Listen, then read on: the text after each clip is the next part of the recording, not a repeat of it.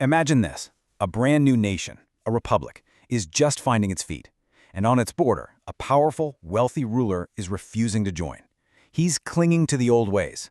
Well, this is the story of what happens when the unstoppable force of a new country meets the immovable object of an old kingdom. This is the story of Operation Polo. And really, this quote gets to the heart of it. We're talking about more than just a battle.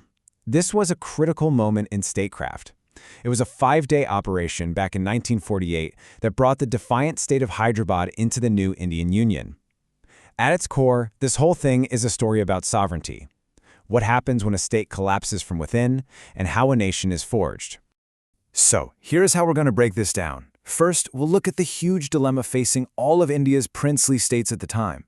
Then, we'll zero in on Hyderabad's internal crisis, which was a real powder keg. After that, we'll get into the military response it triggered, dissect the lightning-fast war itself, and finally, look at its lasting legacy in shaping the Indian Union we know today. Okay, so let's set the scene. The year is 1947. The British Raj is over, gone. And what's left behind isn't one unified country, not at all. It's this complex, fragmented territory. You could call it a patchwork of kingdoms, really. And every single one of them had to make a massive decision about its future.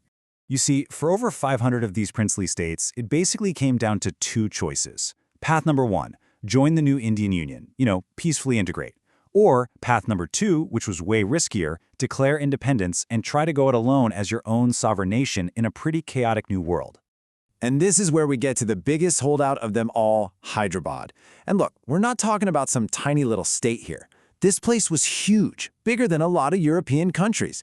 It was ruled by the Nizam, one of the richest men in the world at the time. And he stubbornly clung to his power, just dreaming of an independent Hyderabad, waiting for what he thought would be the perfect moment to declare sovereignty. But here's the thing.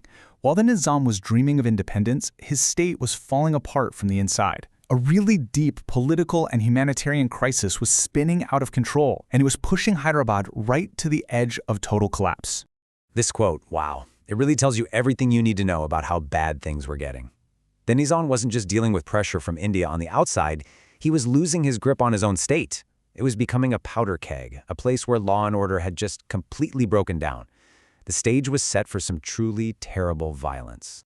So who was stoking these flames? Well, a major force behind the chaos was a radical militia called the Razakars. Now, these guys weren't a professional army. They were irregulars, and they completely blurred the line between civilians and fighters. And their campaign of, frankly, unspeakable cruelty was sparking all sorts of sectarian violence out in the countryside, making the whole region incredibly unstable. And this is so important. All this escalating violence, this total breakdown of governance, it gave the Indian government the justification it was looking for. From a political science perspective, this is a classic case. A state's internal failure creates what you'd call a moral pretext for an outside power to step in. Hyderabad's dream of sovereignty? It was essentially dying from within. So, with a collapsing state right on its border, the Indian government decided to act. Officially, they called it a police action to restore order. But let's be real. It was a full-scale military invasion, and it had a code name, Operation Polo. And on paper, this was a total mismatch, an absolute David and Goliath situation, but without the surprise ending.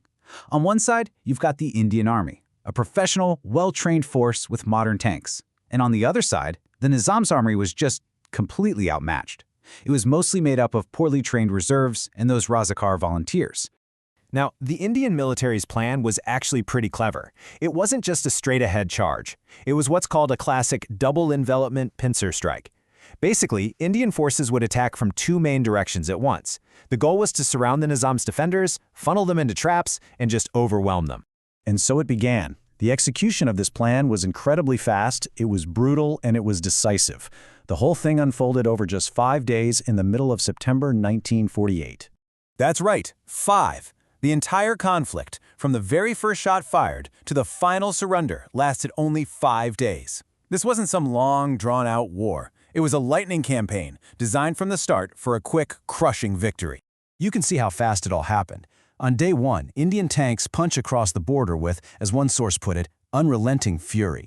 By day 3, Hyderabad's communication lines are totally cut, and its defenders are just overwhelmed. And by day 5, it's all over. The Nizam's army is, simply put, beaten and bloody. This quote really drives home the sheer psychological impact of the whole thing. For the Nizam's troops, who were completely outmatched, this wasn't just a loss, it was a total rout.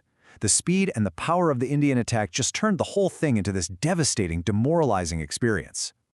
So, what happened after the fighting stopped? Well, the consequences of this short, sharp war were profound. The success of Operation Polo wasn't just a military win, it was a truly defining moment in the creation of the modern Indian state. On that fifth day, September 17th, the Nizam made it official. He surrendered. He knew there was absolutely no point in continuing the fight, and just like that, Operation Polo was over. It ended the last major challenge to India's territorial unity. So, what's the big takeaway here? Operation Polo was way more than just a military op. It was a fundamental act of state building. It solidified the map of India, wiping away one of the last major relics of that old princely system. It sent a crystal clear message about the territorial integrity of this new nation.